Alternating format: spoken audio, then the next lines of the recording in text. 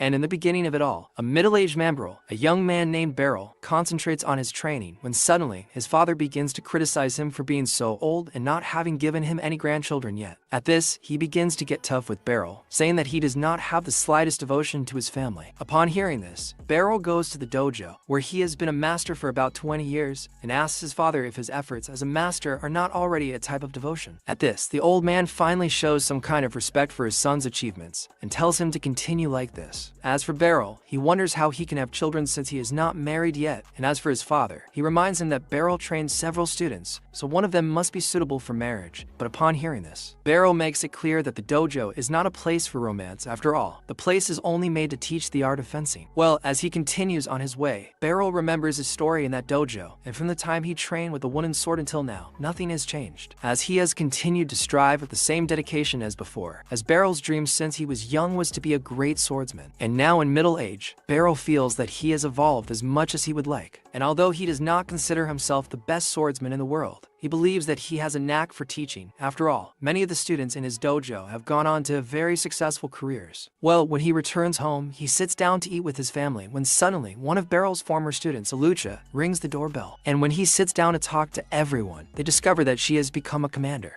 of the Royal Order of Knights. At this, Beryl's father praises him a scotch, since he was the one who prepared the girl for the important position she had just received. As for Alucha, she gets straight to the point and says she's there to let them know that she recommended Beryl as a special instructor for the Royal Order of Knights, and to their surprise, her recommendation was approved. So, she takes an official document out of her bag naming him as the organization's instructor. Upon seeing it, Beryl is in disbelief and asks if she's playing some kind of bad joke on him. After all, he considers himself too outdated to train the order. As for Beryl's father, he says that his son will be sentenced to death if he does not accept a royal request, so he begins to pressure him. At this, Alucha reassures everyone, saying that he will not suffer such a severe sentence. However, he will still reap considerable consequences if he refuses the order's appointment. Having said that, Alucha informs him that there is a carriage waiting to take them to the royal capital. Upon hearing this, Beryl is startled, as she did not imagine that they would proceed with things so quickly. At this point, Alucha reminds him that the dojo doesn't open the next day, so his training schedule won't be affected if he only stays in the capital the next day. As for Beryl's father, he advises his son to go to the capital as soon as possible and find a wife there. And as soon as he says this, he remembers Alucha and suggests that they have something. At this point, Beryl tells her father to stop joking around. After all, the girl is much younger than him, but upon hearing this joke, Alucha whispers, saying that she doesn't care about the age difference between them. At this point, Beryl hears her saying something, but doesn't understand anything, since she is whispering. As for her, Alucha disguises herself and says that she wasn't saying anything out of the ordinary. And well, after the conversation, they head to the capital by carriage. And on the way, Beryl notices that the girl still has the sword that he usually gives to his students who graduate from the dojo. And then, he expresses his happiness in knowing that she kept her sword all this time. But at the same time, he states that a sword from a simple village blacksmith will not meet the needs of a commander. But upon hearing him say these things, Alucha corrects him and says that in fact that sword was made entirely for her. And continuing with the journey, Beryl begins to wonder if he is really capable of being a special instructor. After all, he thinks too highly of himself to take on such an important position. And as for the girl, she says she is happy to know that the master swordsman from the countryside will finally have the opportunity to work in the capital. But upon hearing the term master swordsman, Beryl asks who this person is, to which Alucha says she is obviously talking about him. And well, when night falls, they arrive in Baltrain, the royal capital, to which Alucha leaves Beryl at an inn. And the next day, she takes him to the Royal Order of Knights, and introduces him as an extremely powerful swordsman, to the point that not even she is capable of defeating him. And while listening to her, Beryl is slightly frightened by the description she is giving about him, since he himself thinks she is exaggerating too much. And after that, he is put to give a speech to the soldiers, and he speaks with a certain insecurity, leaving some soldiers suspicious of his real competence. And after leaving the place, he talks to Alucha, and discovers that he will only need to train the knights 3 or 4 times a month, so this will not interfere with the classes he gives at the dojo in his village. And suddenly, another of Beryl's former students, Karuni, comes to the place screaming with joy when she sees him. As for Beryl, he is happy to see that she has become a real knight. However, the girl says that she still has a long way to go, but even so, Beryl says that she has already achieved the dream she had when she trained with him. In this, Karuni says she is excited to take classes with him again. And well, when she returns home, Beryl meets another of her students, Randrid, who is now married and has children, so the young man decided to return to the village to live a more peaceful life, completely abandoning his journey as an adventurer. The young man man says he feels a little bad about having to end his adventuring career, considering that he enjoyed Beryl's teachings. However, he believes that continuing with this type of risky work could end up costing him and his family dearly. Upon hearing this, Beryl says that he should make his decisions according to his wife's wishes, so if she agrees with him leaving the adventuring life, he should follow suit. And during the conversation, Beryl discovers that her father made an offer to Randred to take his place as master in the dojo, something that he only found out about now. With that, Randred says he is willing to give his best in this new journey in his life as a trainer. Well, the next day, Beryl returns to the capital and looks for a new place to live. After all, the inn he was staying at before is too expensive to maintain. Upon hearing this, Alucha thinks of some other place that is more affordable and that he can afford, and after thinking a little, she suggests that he stay at her house. However, Beryl immediately refuses this somewhat inappropriate offer, and as for Alucha, she suggests that they take a break to eat something. But before they can continue with the plan, a random person on the street starts to trouble them, saying that Alucha, the commander of the order, is walking with a strange guy who looks like a coward. Upon hearing this, Beryl starts to sweat as she realizes that she is attracting a lot of negativity by being around someone as well known as Alucha. At this point, he starts to slowly walk away, hiding his face, but Alucha recognizes the person behind the insult. In this case, it is a girl named Lysandra. She then walks away and leaves the troublemaker talking to herself, but when she notices that she is being ignored, Lysandra follows her and stops in front of her. At this, Alucha reminds her that she has nothing to talk about, but Lysandra continues with the insults from before, saying that a random face like Beryl should not be called master under any circumstances. And as for Beryl, he notices a specific necklace in the girl's neck and discovers that she is a black class adventurer. As for the girl, she observes Beryl more closely and remembers that he was her master 20 years ago. In this, he forces his memory and remembers that she was a little girl that he rescued and taught the art of the sword. And well, after talking a little more, Lysandra asks why he is walking around with Alucha, and noticing the arrogant tone with which they said this, Alucha informs her that Beryl has become the special instructor of the Order of Freedom, and since he needs to find a place to live, she is helping him with these issues, since she knows the capital better than he does. Upon hearing this, Lysandra reminds her that she was once a broker for adventurers, so she is more qualified to deal with these matters. And amidst discussions, the two manage to help him with a place to stay, but they continue to treat each other like cats and mice even though Beryl asks them to get along. And the next day, Alucha takes Beryl back to the Order of Freedom, where he will begin training the knights, until suddenly, the vice commander of the order, a man named Hemlet's Drought, goes to Beryl and asks for a duel, as he wants to make sure that he really serves as a special instructor. And before the battle begins, Beryl notices that he really is just an old man without many battle skills. Therefore, he does not believe that he has a chance of winning the fight, but promises that he will do his best not to lose too badly, so that Alucha will not be humiliated for supporting him. And as soon as Hemlet begins his attacks, Beryl notices that the boy is really very strong in his lethal blows. But in the end, Beryl calculates the angle of his opponent's sword and manages to deflect it. Then he strikes him in the chin, winning the first round. At this, both return to their positions, and Beryl feels that he has made a serious mistake as an instructor by striking him by accident. And as for Hemlet, he deduces that Beryl's last move was just a cheap trick, so he promises to put an end to any other traps he tries to set. During the fight, Beryl notices that his opponent is indeed stronger and faster than him, but Hemlet still has very linear movements which make them easier to predict. Well, seeing that nothing works, Hemlet decides to appeal, using one of his most powerful attacks, which is capable of destroying his opponent's swords. But in the end, Beryl manages to dodge the attack and lightly strikes Hemlet in the back, winning the second round as well. After this, the look of revolt in Hemlet's eyes disappears, and now he finally sees Beryl as a master worthy of all his respect, and so he organizes a welcome party for Beryl as a way of apologizing for his previous rudeness. And with that said, Hemlet asks him to reveal the secret he used to dispel her attack. In this, Beryl explains that she only matched her rotation with his, and thus managed to escape the attack. And meanwhile, Handred talks to Beryl's father about him and says that he deserves a place that has something better to offer him than that simple village. Beryl continues with her training, and when she sees a boy using a very ineffective distance in combat, Beryl interrupts the training to teach the boys the right distance to keep in a fight, because even if the difference is only one step, sometimes that is what defines the winner of a fight. And while he teaches this basic concept to the two students, the other disciples begin to pay full attention to him, as if Beryl was saying the most important thing in the world. Well, after training, Beryl deduces that the students are holding him in such high regard due to the fight he had against Hamlet, which, by the way, was a very close fight and served as an inspiration to the students. Meanwhile, Alucha attends a meeting with the Order of Freedom, and they ask if the instructor she recommended is actually up to the task. In this, Alucha informs them that Beryl exceeded all the expectations she had placed in him. And after the meeting, she walks through the halls of the institution thinking out loud and explains that in order to master the sword, becoming a master, it is necessary to refrain from becoming a commander.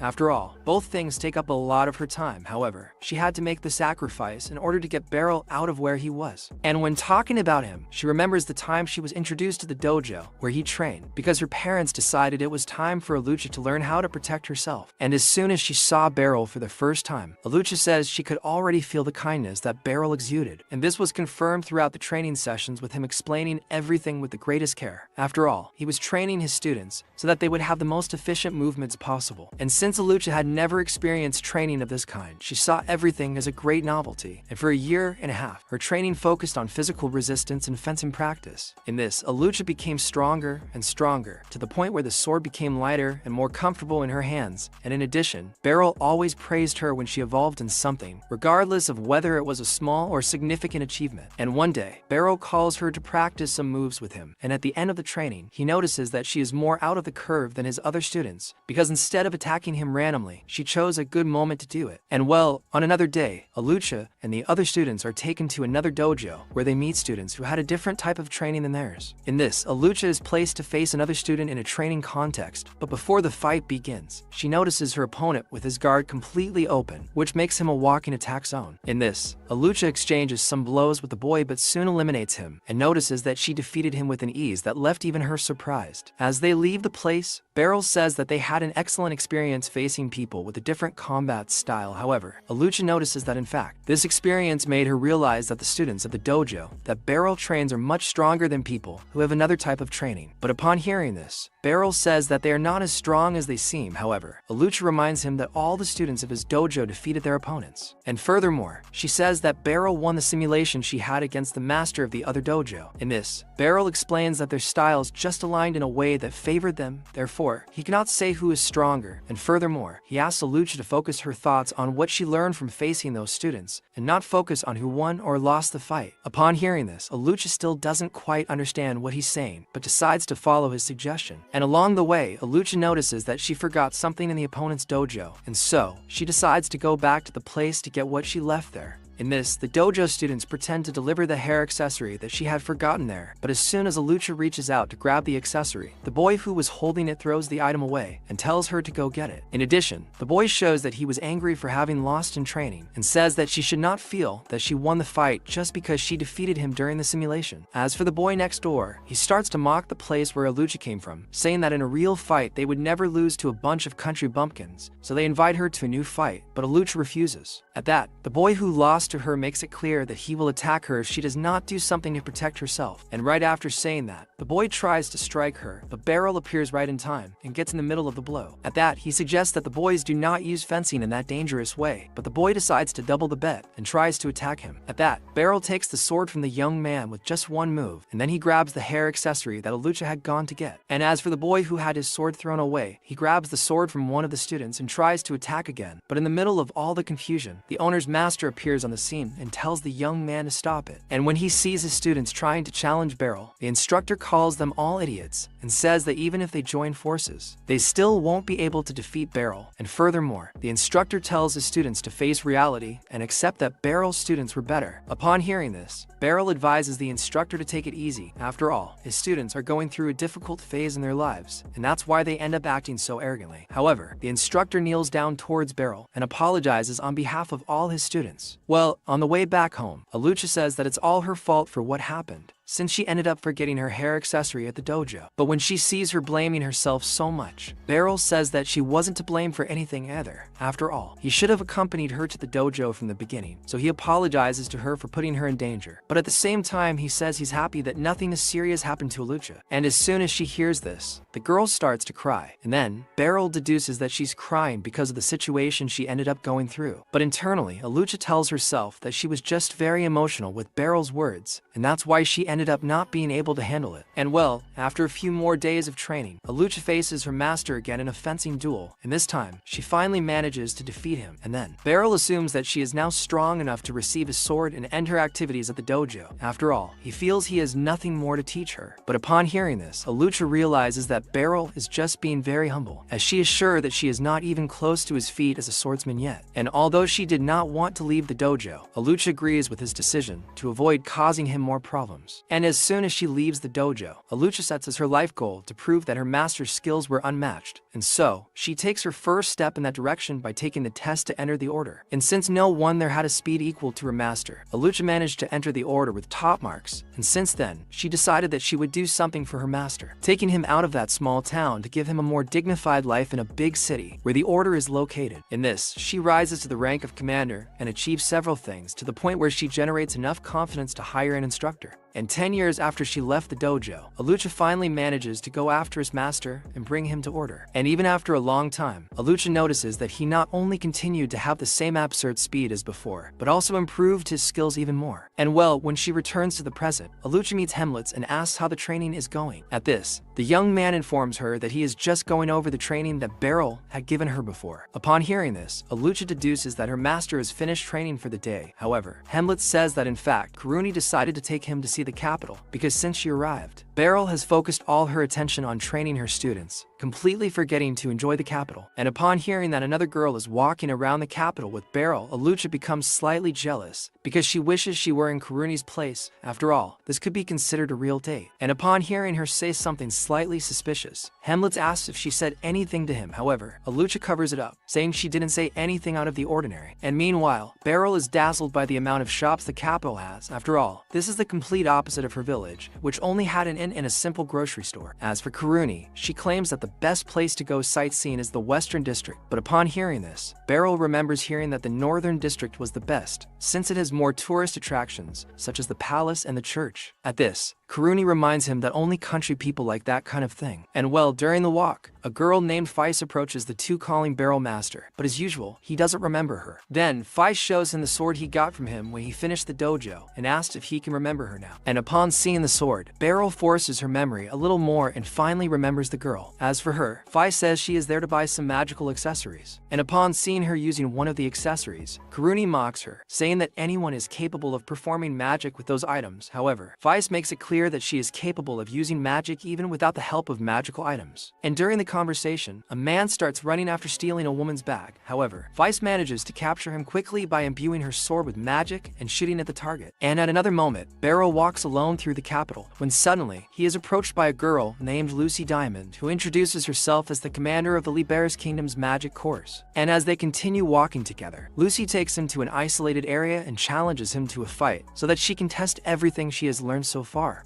And upon understanding the gravity of the situation, Beryl withdraws sword to defend himself from the girl's attacks. As for her, Lucy asks if he is prepared for the upcoming fight, and Beryl, in turn, says that he is only worried about defending himself, because if it were up to him, they wouldn't even be fighting. At this, Lucy questions if she is up to his standards for a duel, and Beryl simply says that he is not as strong as she imagines. However, Lucy decides to come clean about this story during the confrontation, and so, she throws a ball of fire magic in his direction. However, Beryl manages to dodge the attack, but in return, Lucy continues to attack him with her fire magic. And when she realizes that he will not be able to attack her from that long distance, Beryl begins to shorten the space between them by getting closer to her. And as soon as he comes face to face with the girl, he tries to knock her out with the back of his sword, so as not to fatally hit her. However, Lucy protects herself by creating a layer of fire that covers her entire body. Once that is done, she advises him not to get too close to her, otherwise he will end up burning there he is. And when he sees this little glimpse of her magic, Beryl says that the girl really has a lot of advantage, having fire magic as an aid during combat. However, Lucy makes it clear that he has not yet seen all the power she possesses. In this, she puts her flames to chase him wherever he goes, and then he goes back to running away from the attacks while thinking about what to do to get out of that situation. As for Lucy, she asks him if he has ever faced a wizard before, and Beryl says that this is his first time facing a fighter of that type, but even so, he has already realized that a wizard is simply the worst opponent a swordsman could have, due to the enormous disadvantage that swordsmen end up up having during combat. And well, upon seeing that Beryl stopped in a fixed place, Lucy surprises him with a heavy ice stone. Beryl holds the stone with her sword and throws it towards her opponent, but Lucy destroys the huge ice stone with her fire magic. And upon noticing the dust that formed in the air, Beryl decides to take advantage of this moment to knock her out, but Lucy manages to attack him with her lightning magic before he touches her. And then, she tries to use a final spell to end the fight. In this case, Lucy alters gravity, leaving Beryl immobile. At this, she begins to look at him with a farewell tone, as if she were going to finish him off right there. But soon after, Lucy realizes that it would be no fun to finish off a person who could not even defend themselves from her attack. And so, she simply gives up on continuing the fight. As for Beryl, he says he's happy to see that she's had her fill of fighting. And furthermore, he asks what would have happened if her power had touched him. And Lucy explains that he would have simply turned into crumbs. And with that, she could finally contain herself, since he would be dead. And hearing the calm way she says these things, Beryl gets slightly scared. However, Lucy says that he's still a very strong guy. But Beryl continues to act humble, saying that he would be dead if she had fought for real. However, Lucy says that her blows didn't seem to make him waver, as he always seemed cold during the fight. And although she had that impression, Beryl claims that the fight wasn't easy for him. And well, as for Lucy, she invites him to come see her at the Magic Institute sometime. But upon hearing this, Beryl makes it clear that he has no magical talent that can be used. However, he says he is interested in learning more about magic. Upon hearing this, Lucy says that she would like to face him again when he learns some spells. And another day, Beryl meets Feist at the Order of Knights, and she says that she is there to sell some of her potions. And seeing him interested in the potions, Feist offers him one, and says it is to apologize for what Commander Lucy did to him the day before, when she challenged him to a fight out of nowhere. And upon hearing that the girl was the commander of the Magic Institute, Beryl is amazed. However, Feist explains that in fact, the girl has spells that make her young forever, and because of that, no one knows Lucy's real age.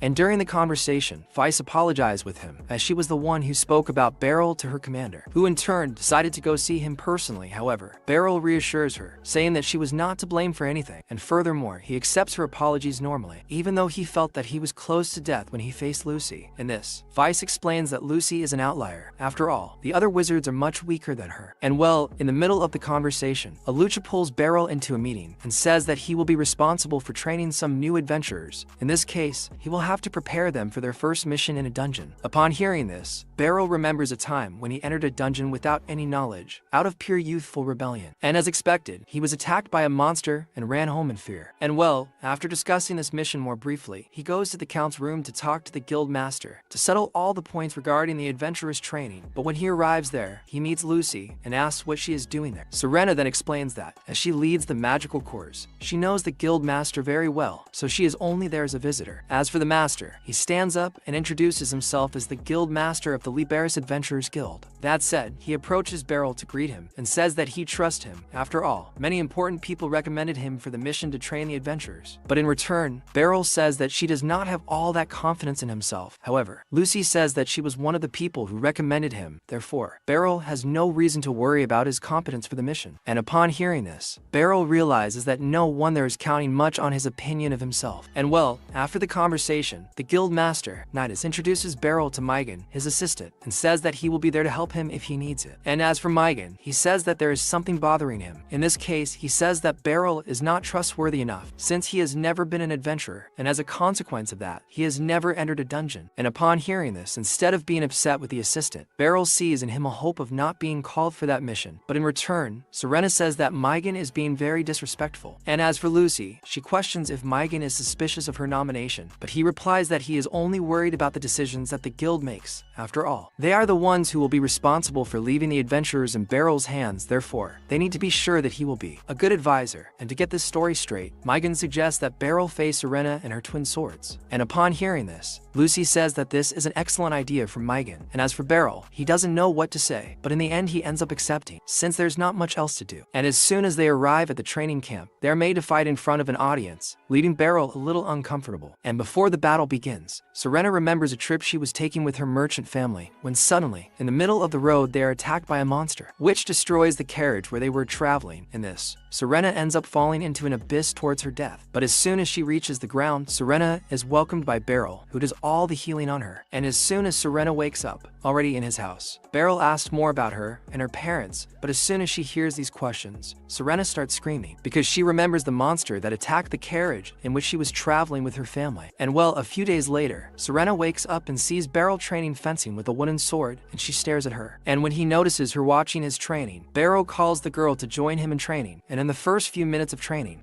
he notices that she has a great ability to hold own in the wood. Calm down, screenwriter, there's going to be trouble. And on another day, Beryl opens the dojo to meet his disciples, and upon seeing Serena from afar, he calls her to join his students. And at the end of the training, Beryl realizes that she would do better with 2 swords. And well, as soon as Serena's parents finally find her, they take the girl away, who cries when she has to say goodbye to Beryl. And a few years have passed since that day. Serena becomes an adventurer, and while talking to a fellow adventurer, she is asked why she decided to follow this career, and Serena says that she is only interested in exploring the world, and the adventurer profession is the best to satisfy this desire. And during the conversation, they are interrupted by a group of bandits who ask them to hand over their possessions if they want to stay alive. But instead of obeying them, Serena simply finishes off all the bandits with a single blow. And having done so, she reveals that in fact, her biggest reason for becoming an adventurer is to prevent more dramas like the one she suffered when she was a child from happening. And besides that, she also wanted to use everything she learned in these long 20 years in a fight against Beryl, and now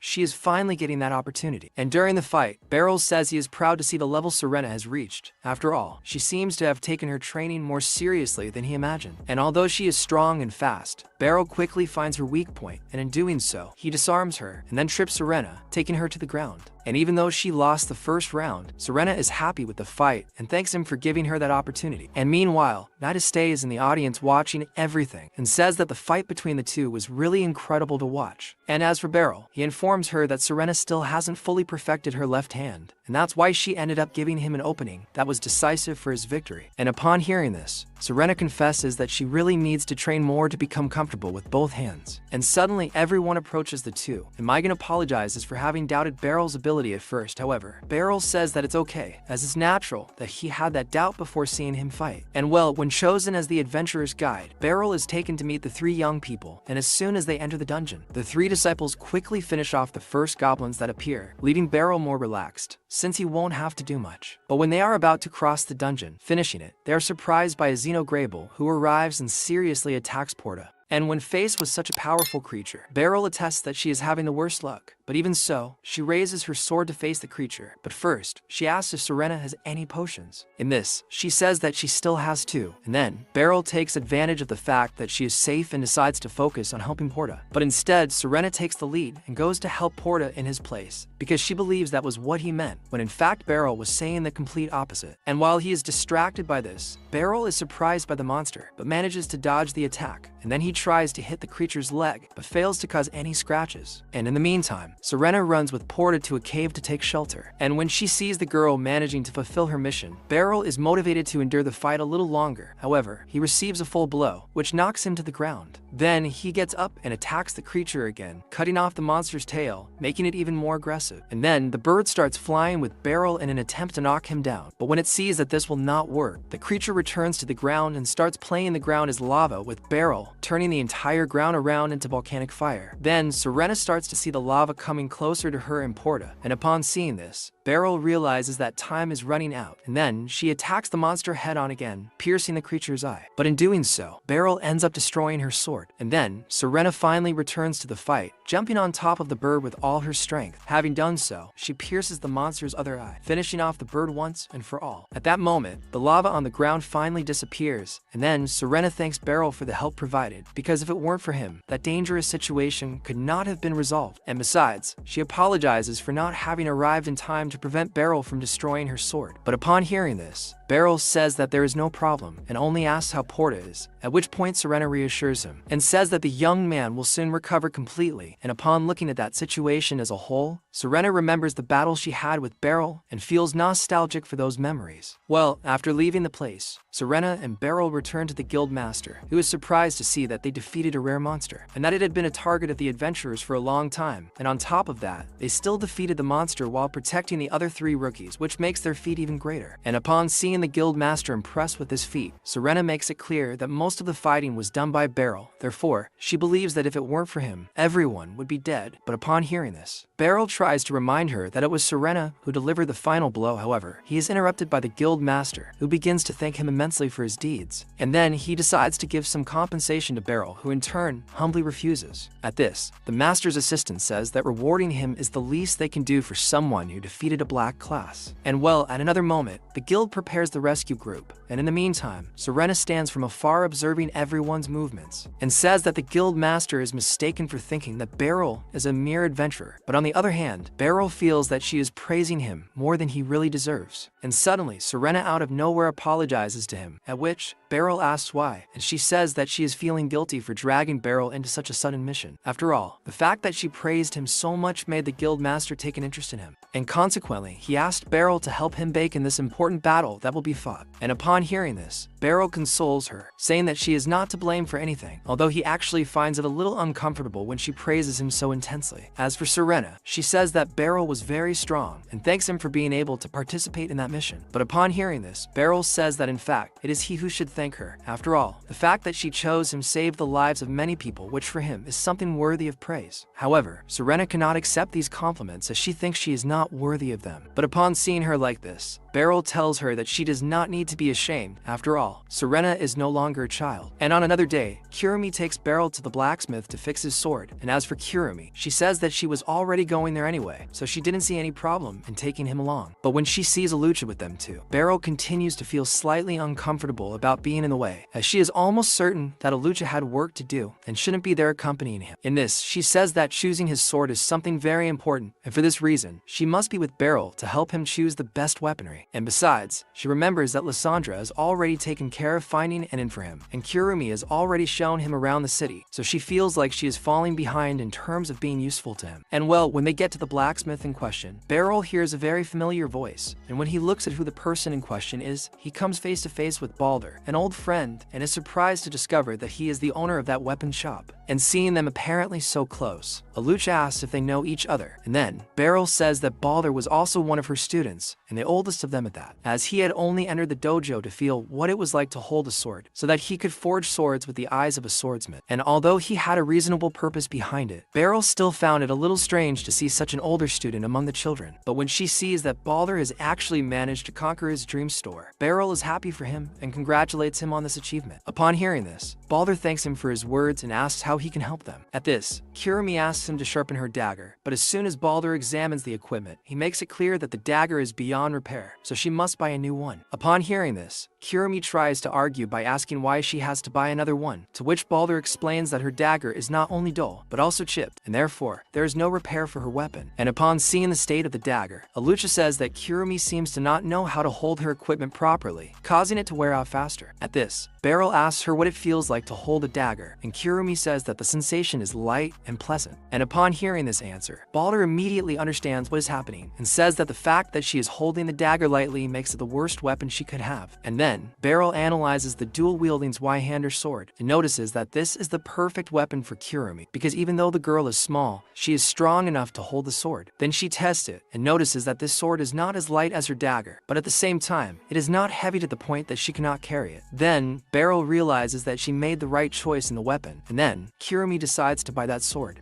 But when putting away the equipment, she asks for some tips on how to treat the holster, and seeing her with doubts, Balder offers to help her with everything she needs. And as for Beryl, he starts thinking about which sword he will get to replace his old equipment. In this, Alucha recommends that he get a customized sword, considering that he has very high skills. But upon hearing this, Beryl says that she does not need something so special. After all, the swords on display are already good enough for her. And well, in the middle of the purchase, they are interrupted by Serena, and as soon as she sees her, Alucha finds it strange that they are bumping into each other so much, and implies that Serena is doing it on purpose. And as soon as she notices the atmosphere heating up between the two, Beryl tries to calm things down and asks what Serena came to do in the store, and that she places on the table the paw of the rare monster that they had defeated, and asks Balder to make a long sword with that material. And when he sees a leg from such a rare monster, Balder is impressed by it, but he asks why she is after an even better sword. After all, the one she has should already be useful enough. To this, Serena says that in fact, she wants to make that long sword for Beryl as a way of giving him a gift for helping her since she arrived in the capital. But upon hearing this, Beryl says again that she was the one who took down the monster, so he believes he is not worthy of having that sword. As for Alucha, she opposes Beryl receiving this gift from Serena. After all, the institution should be the one to do this. Therefore, Alucha says that she will take care of doing it in her place. However, Beryl also refuses her gift, as she thinks she does not deserve all of this. As for Serena, she asks him to accept that sword as an apology for having dragged him into that problem. But upon hearing this, Beryl Beryl remains in denial and wonders how she will get out of that complicated situation. In this, Balder gives the most practical solution, advising him to simply accept Serena's gift, and seeing herself without many options, Beryl ends up giving in and accepts her gift. However, he asks Balder to make just an ordinary sword. And when analyzing Balder's expressions of happiness, Beryl realizes that he was not trying to solve the situation right away. In fact, he just wanted to be able to make a sword with that rare material. And as for Balder, he asks his master to wait up to a week so that he can make an excellent sword, and Beryl accepts his request, letting him do the work in the time he wants. Well, when they leave the workshop, Beryl takes Kirumi to train fencing with him so that she can get used to her new sword. And after training, he walks towards his house thinking about Kirumi and her great potential, because he is sure that she will be a great swordswoman. And suddenly, he bumps into Mui, who tries to rob him, and then grabs her by the arm, saying that she does not tolerate bandits. However, the girl manages to free herself after hitting him with fire magic. Then, she goes back to where she is living with for other people and throws all the money she managed to steal that day on the table. But when they see that she didn't get anything, the men start to complain and deduce that she spent the whole day wandering around the city doing nothing. As for her, Mui puts her hand on her chest and notices that she ended up forgetting her necklace behind with Beryl. And on another day of training, Randred almost gets it right. Beryl, however, ends up getting hit in the head, losing the simulated combat. But Beryl praises his excellent performance because unlike before, now Randred managed to surprise him with an unexpected move. And although he received this praise, Randred still thinks he needs to evolve more. And as for Beryl, he notices that he will need to be more attentive if he wants to continue helping Randred, because according to his rapid evolution, Randred will probably exhaust the limit of how far he can go with Beryl. And as they watch Kireni training, they notice that she is evolving quickly, at which point Randred comments to Beryl about the need for the Order to improve its combat power immediately. After all, a gang known as the Dark Hand of Twilight is operating in the capital. Therefore, the Order joined forces with the Royal Guard precisely to investigate this case, because as soon as they discover the hideout of this group, they will enter the place and wipe out all the bandits. But to be sure that they will succeed in the mission, they need to be strongly prepared. Well, as soon as he finishes training, Kireni goes to talk to Beryl and finds out that a pickpocket tried to rob him the day before, even using fire magic to restrain him. But in the end, Beryl managed to get out of it alive and with the necklace of the girl who ended up leaving him behind.